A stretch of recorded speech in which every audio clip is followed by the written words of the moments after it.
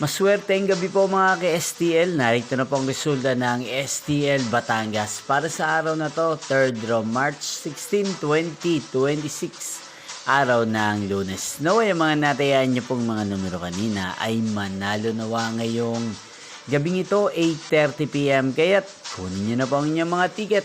Halika na po ang resulta.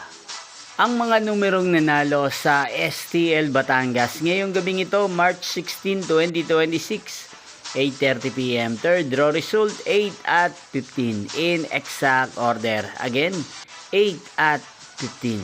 At ngayong gabing ito sa STL Batangas, atin pong i-shoutout si Ate Edna ng Batangas. Shoutout po sa inyo, Ate Edna. Sana po ay nasa maayos kayong kalagayan.